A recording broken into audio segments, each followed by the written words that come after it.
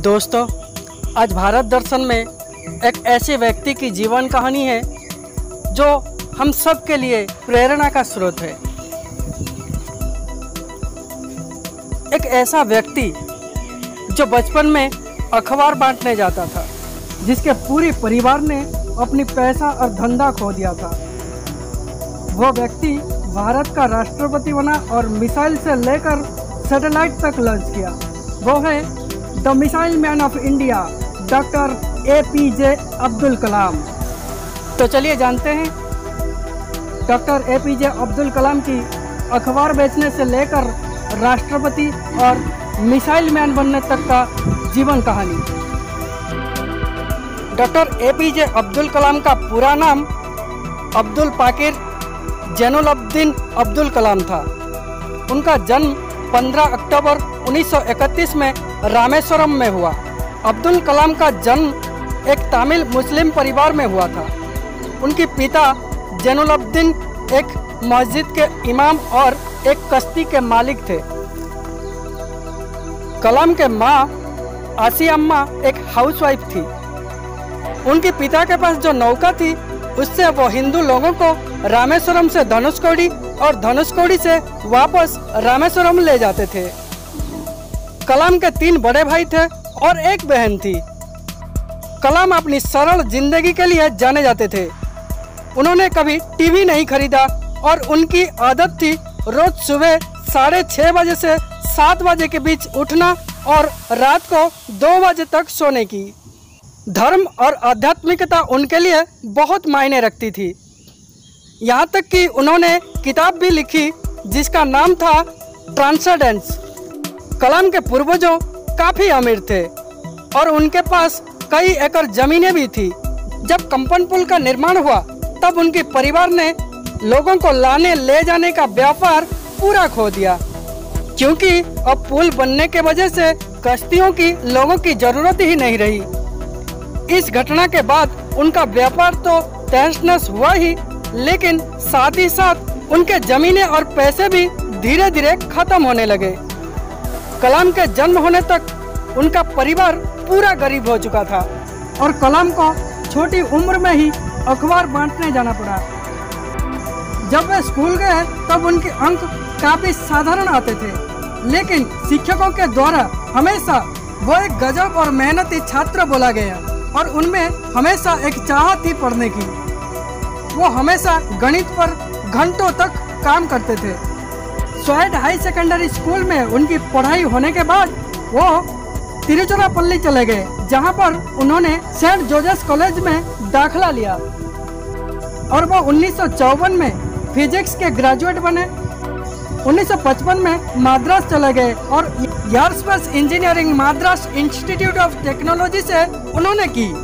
जब वो प्रोजेक्ट पर काम कर रहे थे तब उनके कॉलेज के एक अध्यक्षक ने उनकी प्रगति देखी और उसे बिल्कुल प्रभावित नहीं हुए और उन्होंने कलाम को बुलाया और बोला, अगर तुमने 3 दिन के अंदर अपना प्रोजेक्ट पूरा नहीं किया तो तुम्हारी स्कॉलरशिप वापस ले ली जाएगी।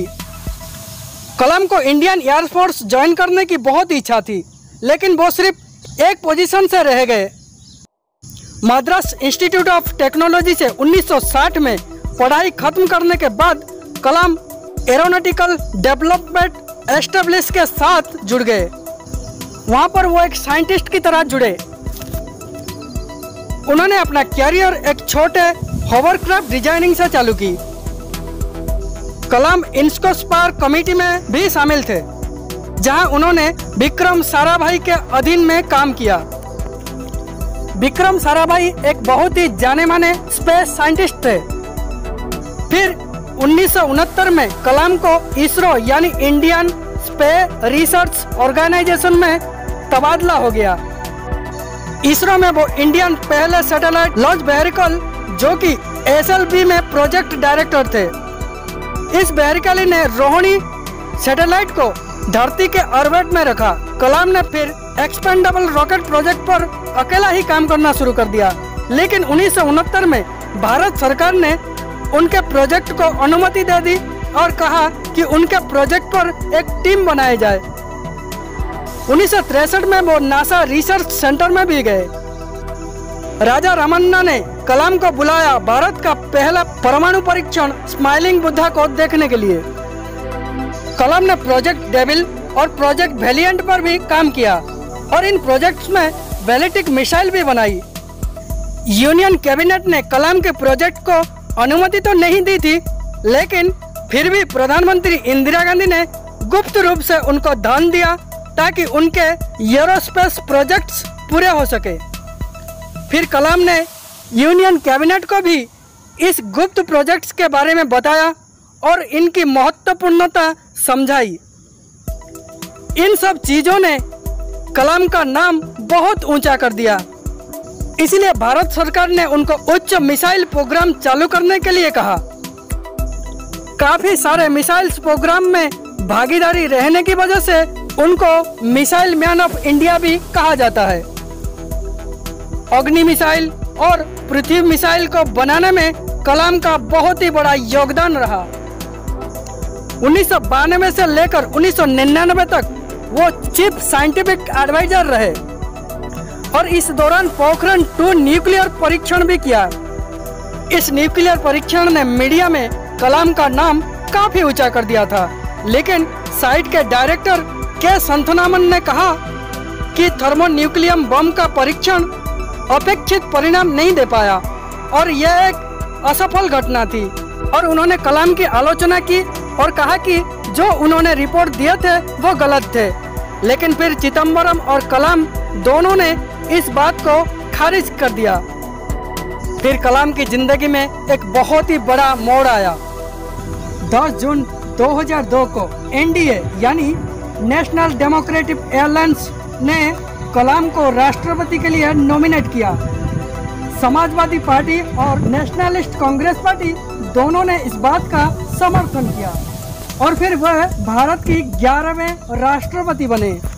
2002 में चुनाव हुआ और कलाम ने 20 साल जीत हासिल की। उनको 9 लाख से भी ज्यादा वोट मिली और उनके प्रतिद्वंदी लक्ष्मी सहगल को करीब 1 लाख वोट ही मिल पाए। यह जीत बहुत ही बड़ी थी। कलाम को भारत का सबसे बड़ा सिविलियन सम्मान भी दिया गया, भारत रत्न। भारत रत्न के साथ साथ उनको पद्म विभूषण और पद्म भूषण से भी सम्मानित किया गया। जब तक वो प्रेसिडेंट बने रहे तब तक वो लोगों की प्रेसिडेंट के नाम से प्रचलित हुए। इसके बाद उन्होंने शिलिंग, इंदौर, अहमदाबाद की IIM के विजिटिंग प्रोफेसर बन गए।